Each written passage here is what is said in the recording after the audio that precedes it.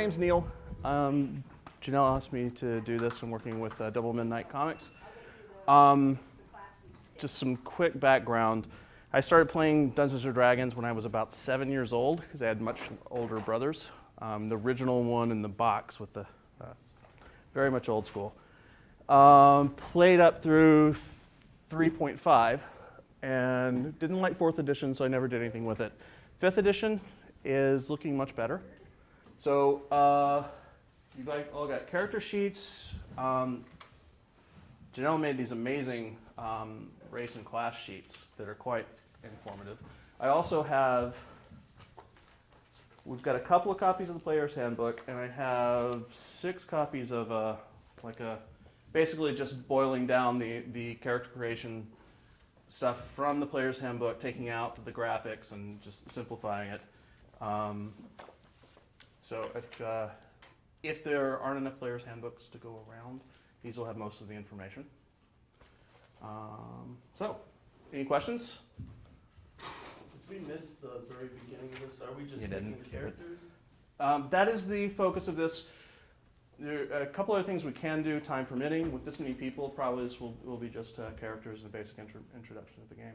And if there's more interest, we can either split off into smaller groups in the future, do actual campaigning, or try to go big group. It might be a little difficult. Smaller groups might be better. I think actual campaigning would be nice. It would be nice. It's always the better way to do things. But with this many people, wow. I'm just trying to imagine a campaign like this. Imagine combat. That's when you have 3 DMs, and then eventually you just give up and decide that there's 3 separate campaigns. Actually, yeah. Got a wide range of experience with this. About a half of you have not done this at all.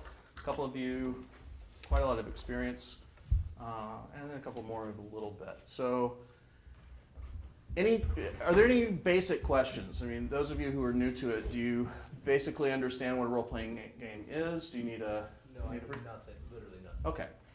So a role-playing game, it's a very different form of entertainment. It combines storytelling, in fact, group storytelling, with improvisational acting, with what we call rules lawyering, which is using a set of rules and in order to exist in this fantasy world. Dungeons & Dragons is pretty much the original role-playing game. There were a few strategy games that existed before it, but they were mostly just combat, were fairly straightforward. Dungeons & Dragons came along. Guys named Gary Gygax and David Arneson came up with this game. And it was not so loosely based on The Lord of the Rings. In fact, halflings originally were hobbits. They were simply called halflings because that was the only term that Tolkien used that he had made up entirely, or of the major races. It evolved. It started in the 70s. It evolved through time, and that has broken off into a lot of different things. And this is an interesting point in time for those of us like you, those of us who've been in this hobby for a long time. It's really mainstreaming now in a way that it never has before. I mean, 10 years ago, even, the media would never have come to film something like this. But now, thanks to things like, what's his name? Favreau? Guy who directed Iron Man? What's his first name? Anybody remembering? Anyway, he has said that he learned how to direct and how to write films from playing Dungeons & Dragons. And he also said that he never would have admitted that 15 years ago. So the way it basically works, you have what's called a Dungeon Master. Now the Dungeon Master is God in the microcosmic universe of the game. He has, or she does, plays a number of different roles. Comes up with the stories, plays the NPCs, non-player characters, reacts to the things that the players do because inevitably the players will take the story off track. It's kind of part of the experience.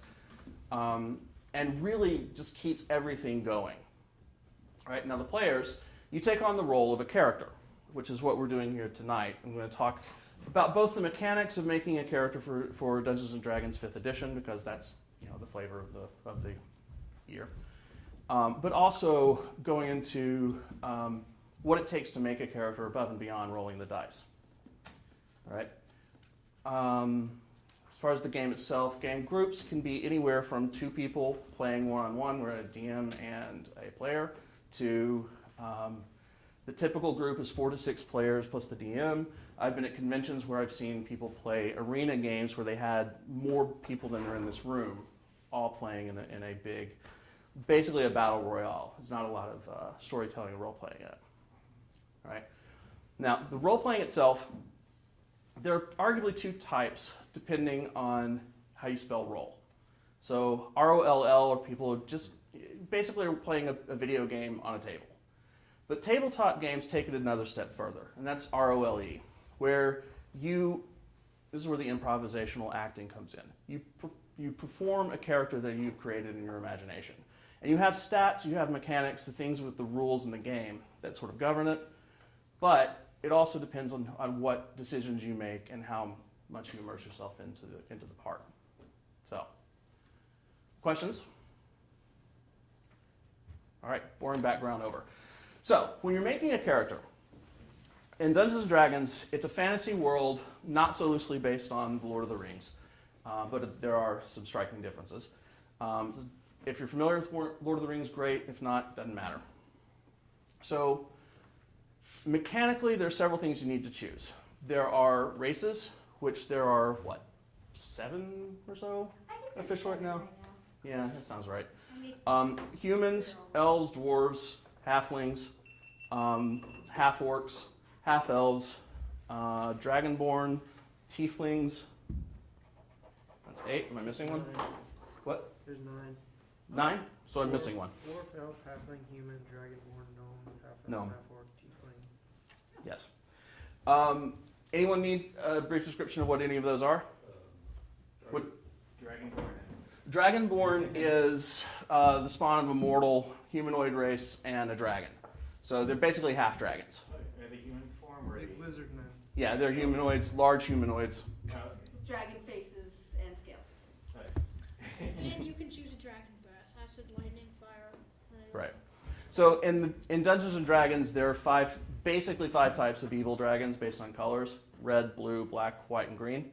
And then there are good dragons that are based on metals: gold, silver, copper, bronze, and brass. And then additional books, inevitably, because they are a business and they're trying to sell product, they're going to release tons of more books with tons of more dragons and playable races and all of that stuff until, an edition becomes so top heavy that no one's buying it anymore, and they'll release a new edition. So Dragonborn, anything else? Tieflings, you know what tieflings are? I vaguely remember from Planescape, but I don't remember. They're sort of the same as Dragonborn, only with demons instead of dragons.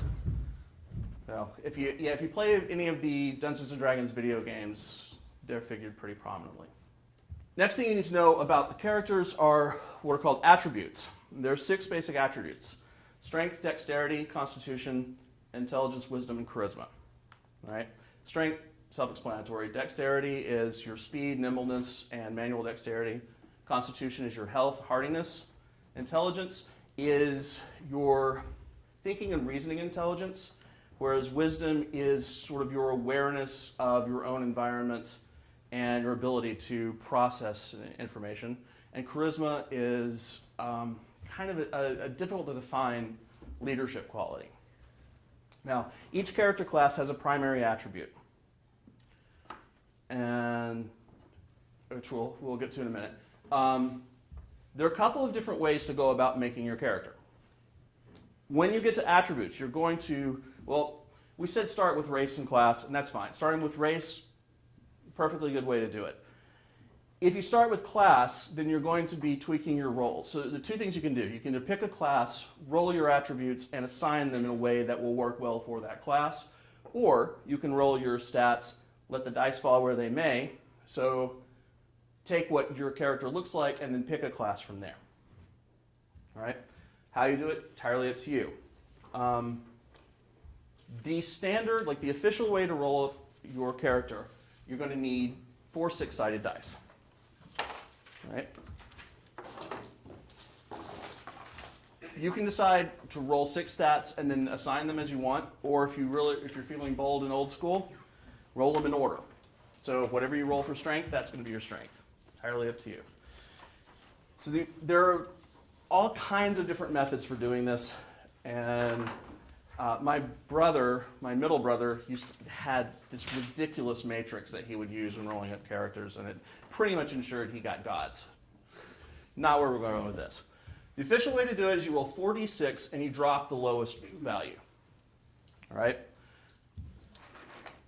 So when you roll a stat, so I got a 6, a 4, a 5, and a 2, which dropped the 2 and gives me a 15. So everybody do that and go through 6 times, write down your results.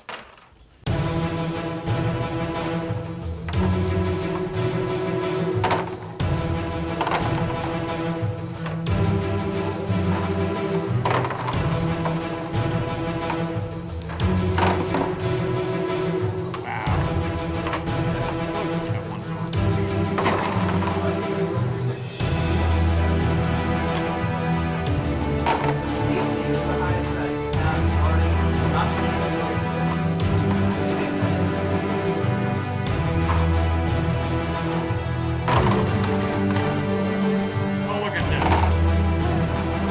3-1, that's great. Oh, wow. Yes, Christmas kind of dropped that. Exactly.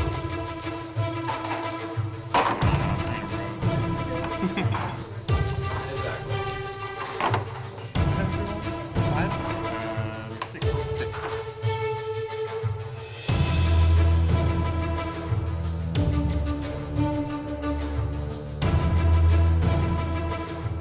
So there are a number of different types of role players and styles of role playing.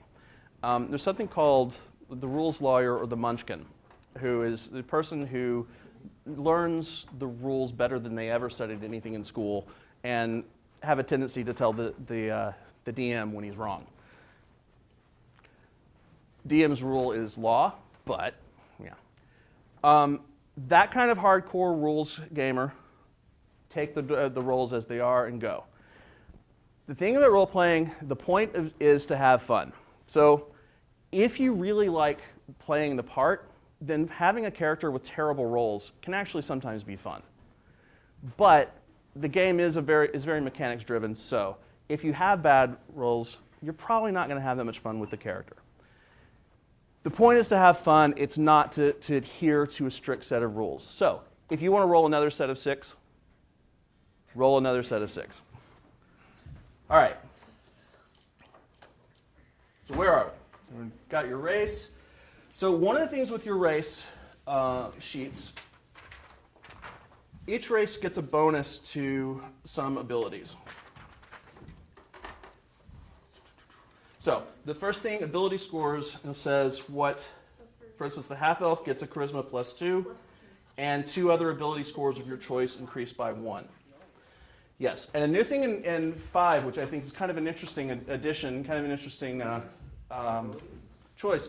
In all the previous editions, with the possible exception of 4, because honestly I don't know, humans just were flat out, they got their rolls. Now humans actually get +1 on each stat. Yeah, it was kind of a good... there's a tendency for people to avoid playing humans in these games, which makes for some interesting parties sometimes. But I think that's a good incentive. All right, so once you assign, either just take your stats where they fell, or you take your 6 numbers and put them into your attributes, then add to them, and in some cases subtract from them accordingly. No subtracting in 5th, that's right. Does everyone know where their racial There we go. bonuses are on their sheets? On your sheets, I think most of them, is a space. Let's see, that one's a little different. Yeah. So there's a little box with, you've got the larger box in each attribute, and then a smaller box. The smaller box is where you put the bonus that you get for any given attribute. And basically, it's every 2 points of the attribute.